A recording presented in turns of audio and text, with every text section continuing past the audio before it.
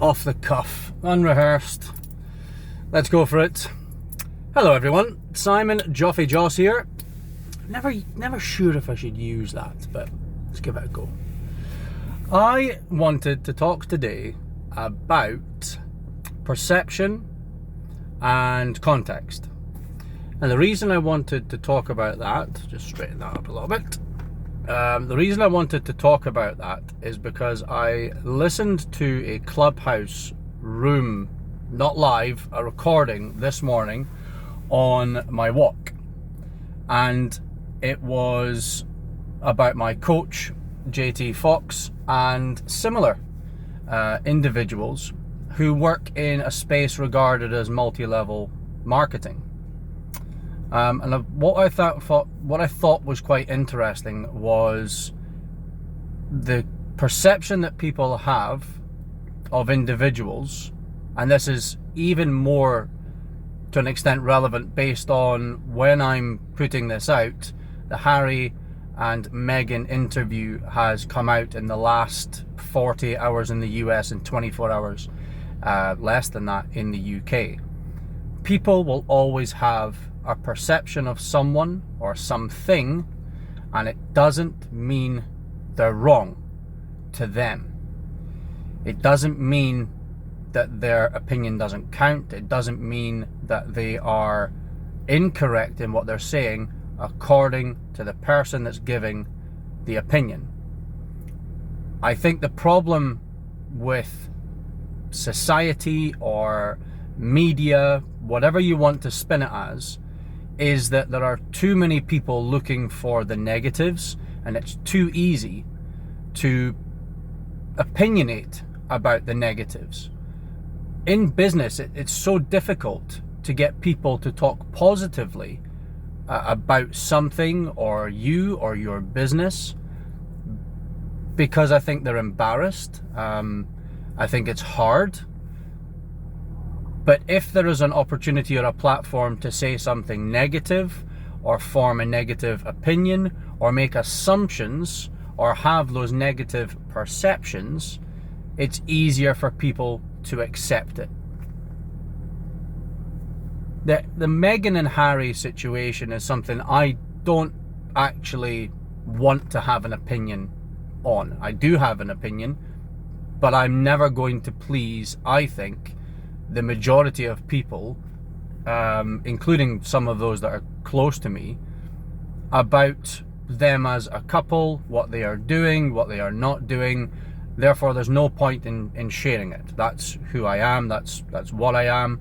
I may be direct, but I'm not outspoken when I don't need to be. I could be. I choose not to be. But many people are. That's how they are. You're never going to change them. And I think that's the case with JT Fox. I did a lot of training in late 2019, early 2020, which, even though a pandemic has occurred, lots of businesses have struggled. It's a tough time. Everyone's coming through it now. The investment that was made in that coaching allowed me to survive and flourish and change my ways or change my business thinking because of it. And when I listened to this Clubhouse this morning, it was about an individual. There's no point in going into names. It doesn't really matter, because I don't want you to form opinions on the things that these people said, but I do want you to look at some context around what I'm saying. The individual was forming an opinion. It wasn't an attack. It was his direct opinion. Could have been perceived as an attack, but it was his direct opinion on multi-level marketing and what people like Grant Cardone, which was mentioned, JT Fox, and other members of the coaching industry stand for, or how they do their business. Now, for those of you that don't understand the term multi-level marketing, it's quite simply when you see an example, when you see these adverts, when you see these offers on Facebook or any social media platform, $37, download my white paper, education-based marketing to allow you to gain something for very little low-ticket money or for free, so they get your email address. It's fairly standard marketing. You get something, they get something. I think that's a good exchange, fair exchange, as many would say. But then, as soon as you go on to the funnel page, the landing page, their website, as soon as you order that white paper and give them your email address, what then happens? They start to market regularly because they want to be in front of their potential customers or customers. As you have bought a low ticket item, you are a customer. They want the opportunity to upsell. Now, upsell is not a bad word. And I'm going to give you a reverse example. People think upsell or multi-level marketing is pretty much for free, low ticket item, medium ticket item, and then they maintain that marketing, they maintain that communication so that either you are long-term medium ticket sales regularly or high ticket sales. Now I'm going to turn that around. To caveat that, you've basically got coaching that can be deemed as 5 figures, 6 figures sometimes. Tony Robbins, Grant Cardone, JT Fox, the 3 that I know of, Rob Moore in the UK, that I know of, that are very, very, very, very well regarded with their customers and would invest whatever they feel is necessary to get the best out, to leverage their experience, to leverage their mind and their ideas so that they can fast track their way to a business or to pivot or to marketing campaigns, whatever they want to gain out of that. I had a certain agenda when I went to America. I gained out of it what I wanted to gain out of it. I had an agenda when I went to America again in February. I wanted to sit in front of 2 billionaires. I wanted to pitch a business idea. I gained out of that what I wanted to, what that agenda was. So the multi-level marketing from free, low ticket, medium to high ticket, upselling. It's a fairly simple example. But let me just turn that around for a second. Let's look at, and I'll use another example in my industry of interior design and fit out or furniture. The first one I'm going to use is the car. You walk into a showroom. Let's say you walk into BMW, and it's probably the one brand that I'm not a huge fan of. Over the years, the stereotype is that you buy a BMW for its sturdiness, its quality, it's quite chic, maybe not as chic as some of the others, but the interior was always quite bland. There wasn't anything exciting about it until they upsold you on the extras. Now, if you walk in and you buy, let's call it an M5 for, I don't know, £60,000, just maybe as an example. Forgive if the figure is wrong. So let's call it $80,000, $90,000. You get the point. That's a big ticket item. It's huge.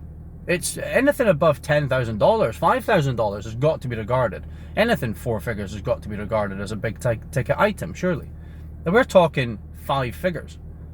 We're talking 50 to $100,000 depending on the extras and what you are upsold.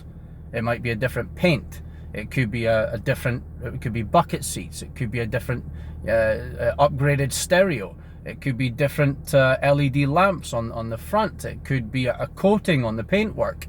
It could be, there's many things that car salesmen, and that's not a negative, that's just what they are selling cars, are targeted to do, and that's what they are probably paid the most commission on. The base cost of the car, $80,000, but if you can sell it for $100,000, you get, I don't know, 50% of the accessories or the upsell. This is how selling works. This isn't new. There's nothing untowards about it. There's nothing, and the word that was being used by this individual towards the coaching industry was a scam. So does that mean to say that when you walk in to buy a BMW or a Audi or a Maserati or a Range Rover, that when you are upsold the accessories and then Range Rover is probably a good example. If you listen to the Top Gears of the world, etc., if you buy a Range Rover for $120,000 with all the bells and whistles, and it breaks down 2 weeks later, have you been scammed? Of course not. Things happen. Coaching is an interesting one because you get out of coaching what you put into it. People just assume that they're going to plant a seed and within a month their business is going to flourish and they're going to be millionaires. That's never going to happen. People think that they're going to go into property investing or they're going to go into property training, and because they can't do it, the training was shit. Again, that's not, it's like they think that if their business doesn't flourish after a month or 2 months or 3 months, that the coaching is shit. That's rubbish. And the context around the coaching and the context around the car analogy is that you're always going to get negative opinions. People have negative opinions on Range Rovers, but it doesn't stop people buying it because of the quality. It's the minority of the opinions that cause the majority of the frustration, videos like this, misconceptions, misperceptions, out of context situations, by taking a small proportion of the information and throwing it out to the masses, and then them vultures feeding on that small snippet of either opinion or out of context information and turning it into a reality. Therefore, some people are never wrong, but you're never always right. And I think that as people, we're strong enough to form our own opinions. I think as entrepreneurs, we have to form our own opinions based on our own experiences. JT Fox, another perfect example, a good friend of mine who is in the same industry to an extent as JT Fox, had an opinion on JT Fox. I didn't take that opinion and I went with the event. I then invested in the coaching because I liked the coaching style, which was direct, abrupt, but I appreciate that type of coaching style, giving me a kick now and again, or a lot, and it benefited me. So just because it doesn't benefit someone else, or someone else is offended, doesn't mean to say it's wrong.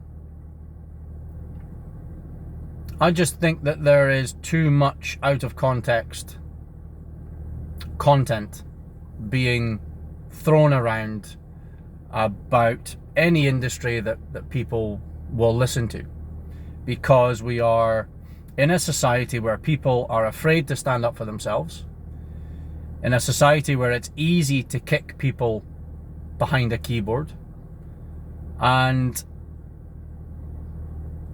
it's difficult to walk away from that. It's difficult if you're the one being kicked. And I get kicked from time to time, but most of the time the people I speak to are positive, but it's verbally positive to me. I usually get comments on videos and usually they're quite nice. But there's always that fear of putting yourself out there and someone still doing it, someone saying what you're saying is wrong. What I'm saying here, people might think I'm wrong. People might disagree with the coaching. People might not like the way JT works. People might not like the way I work. People might not like me. I can't change that. I can't change people's perception if they have already formed it. But let's do our own due diligence. Let's do our own formation of opinions on as much fact as possible, rather than jumping on the bandwagon and kicking people while they're down. And just because people are in everyone is in an upsell. You go and buy a house. You go and invest in an office. You upsell or they buy because they want the latest audio visual, or they want the latest TV screens, or they want automated doors, or they want height adjustable workstations, or they forgot about an element that is necessary. They invest in their branding, they invest in their signage. That's not an upsell, that's just part of the process. Same with cars, same with coaching, same with IT. Apple, Google, horizontal and vertical selling. Is that not upselling? Of course it is. Everyone upsells.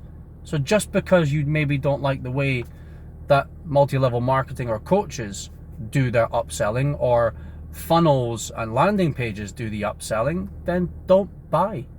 If you don't want to buy it, don't buy. If you want to buy it and you're emotionally driven to buy it, then buy it. Interested to hear your opinions. Hope that made sense. Hope everyone's well. Joffy Joss, out.